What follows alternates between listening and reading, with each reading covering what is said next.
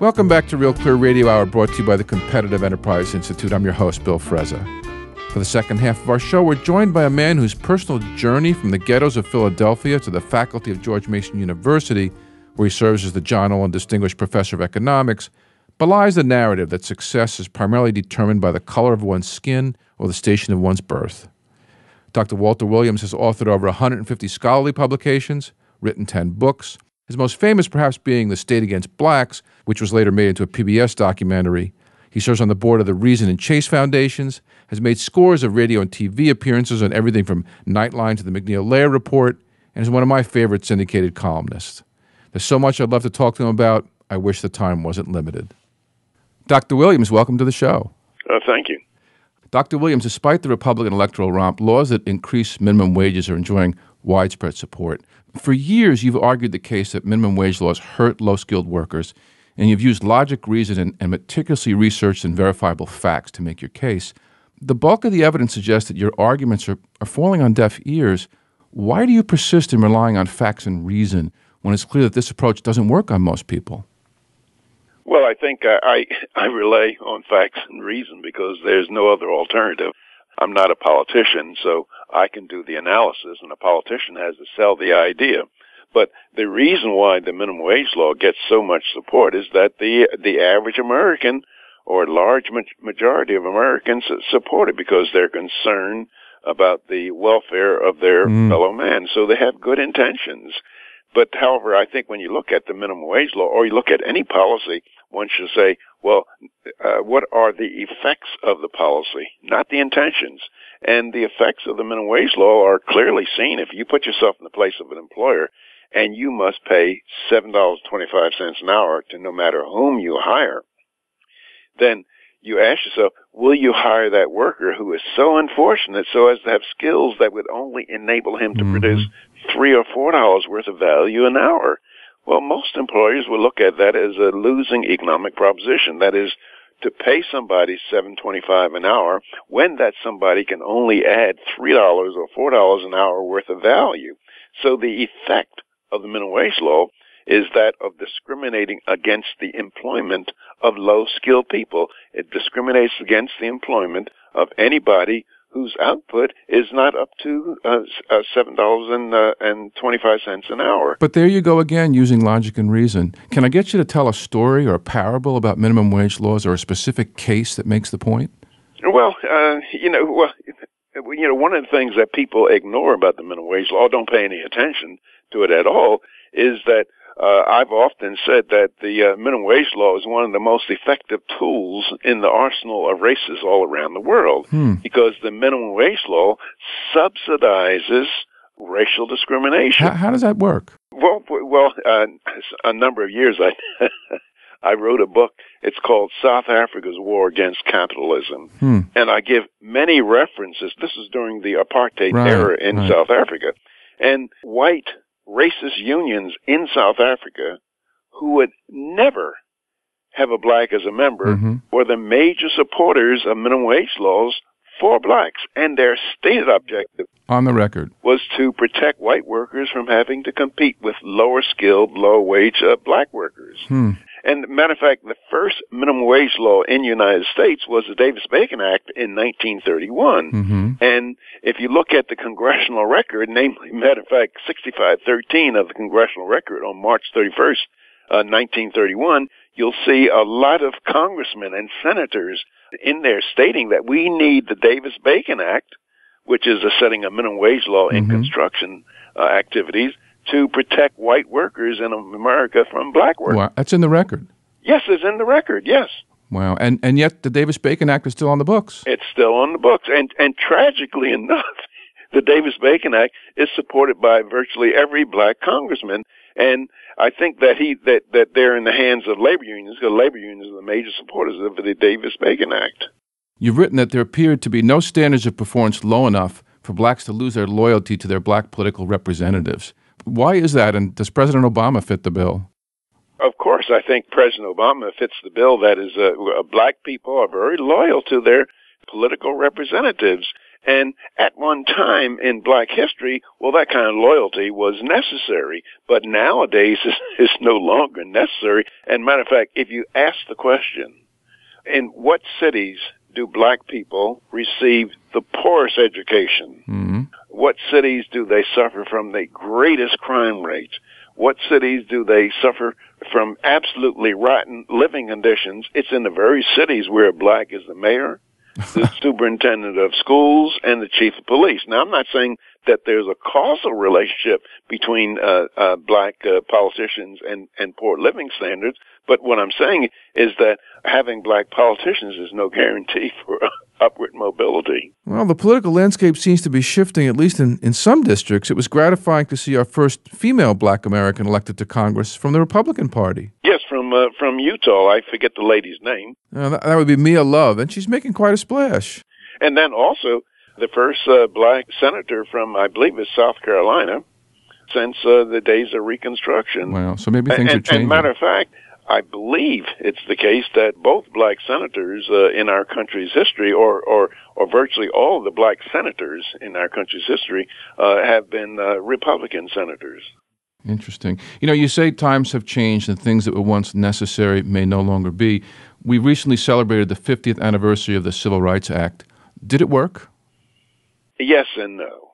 Myself, I would have preferred that we had no Civil Rights Act, and instead that the courts and the Congress of the United States said that the Constitution applies to all Americans, regardless of race or nationality. Now, what the Civil Rights Act did, the negative side of it, it helped foster the movement towards affirmative action, racial quotas and preferences, and other kinds of things that we're seeing today, you know, in preferential admission to college or preferences with respect to employment. And I think that's wrong. That's immoral. And matter of fact, Hubert Humphrey, who was a major supporter of the Civil Rights Act of 1964, he said that he will eat his hat if anything in the act leads to racial quotas. Yeah, and you can keep your doctor. Yeah, right. From a purely political perspective, do you think we'll ever see an end to affirmative action and a realization of Dr. Martin Luther King's dream that we be judged by the content of our character and not the color of our skin? I would hope so, but I don't know, because there are a lot of people in our country, both black and white, who benefit immensely from playing the race game. And then also, there are many white people who will support it because they feel guilty about the history in the United States. As a matter of fact, on my website, which is walterewilliams.com, there's a certificate of amnesty and pardon that I've given to all Americans of European ancestry so that they stop feeling guilty and stop acting like damn fools. Do you think people are taking you up on that? Well, they've looked at my website, and maybe it helps some. Dr. Williams, you and Thomas Sowell are probably conservatives' favorite black American public intellectuals. Why do you think that is?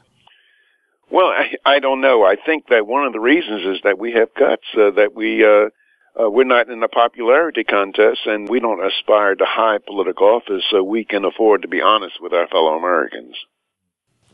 Dr. Williams, I'd like to dig into the delicate subject of the decline of the black family and the many inner-city pathologies that have plagued young people, particularly young black men.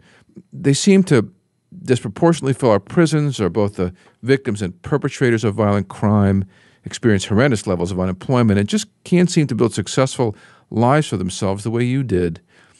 Of course, this is a gross generalization, but the statistics are very disturbing. What went wrong? I think that one has to recognize that the decline of the black family is an entirely new phenomenon. That is, in 1880, 75% of black kids lived in two-parent families. In New York in 1925, 85% of black kids lived in two-parent families. Today, the two-parent families is somewhere around 32, 33%. And I believe that this massive decline in the two-parent family among black Americans was due to the welfare state. And we saw that in the late 50s and the early 60s, we just saw this very, very rapid decline in black two-parent families. And then also, if you look at illegitimacy rates, the illegitimacy rate today among blacks is 70-some%. Wow. And in 1940, it was around 14%, 14 to 15%. And you surely can't attribute it to saying, well, gee, the reason why there was a lower rate of illegitimacy among blacks in 1940 is because there was less racial discrimination. There was a smaller legacy of slavery and all this kind of stuff that people use as excuses. But what has happened among black Americans is that it's cheaper. It's less costly for people to engage in pathological behavior. Now, this is not just a black problem. It's a white problem Sure. as well, because illegitimacy is rising rapidly among white people, and there's a decline in the family among whites. So the welfare state, in terms of destruction of the family, is an equal opportunity destroyer. So the conservative movement has always embraced family values, and I think there's been a lot of resonance with that, but they've also embraced things like homophobia. Can the Republican Party reach a point where it continues to support family values, yet sheds its image of being homophobic?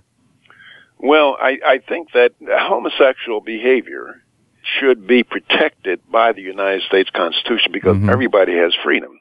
But because you have tolerance does not mean you have to accept it. There are all kinds of behavior that people engage in that others might think are pathological, but that doesn't mean that you should use the law to change that behavior.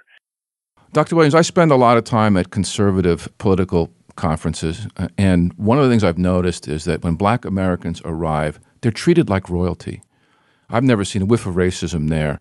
And I have to wonder, given the fact that the political market is like any other market, why aren't more aspiring young black politicians knocking on the Republicans' door when they know it's going to swing wide open for them? Well, I think that they have to look at their black constituency, and black people in general just don't vote Republican. That is, the Democrats have 95% of the black vote, and so if you look at many black, or at least some black politicians who are conservative, much of the constituency are white people. Mm-hmm. Is there anything wrong with that? Nothing's wrong with it, but it's just saying that if they expect to get the black vote, then they have to be the Democrat and have to be liberal. Hopefully that will change, because at one time the black people were known as the party of Lincoln, Abraham Lincoln, and it was not until the Roosevelt administration that the Democrats started getting a larger and larger percentage of the black vote. I believe that Roosevelt only got something, I think somewhere between 30 or 40% of the black vote. But however, Democrats over the years have been having more and more success in getting the black vote. And one of the reasons why they're getting the black vote is that they're supporting the welfare state. The culture of dependency seems to work as a political strategy. Why should they stop? Right. It works not only with respect to blacks, it works with respect to whites. That is, farmers, all around, they want handouts, they want subsidies. And so they'll vote for politicians who will bring them back subsidies. The sugar growers, they want subsidies. They want restrictions on imports. And so they'll vote for politicians that will give them the goodies. This is one of the tragedies happening in our country. That is, more and more Americans have come to feel that it is okay for politicians to use the political arena or to use the power of their office to take the property of one American and bring it back to them. That is, we're becoming a nation of thieves. Dr. Williams, you recently starred in a PBS special called Suffer No Fools, which I believe is still running around the country. Tell us about that.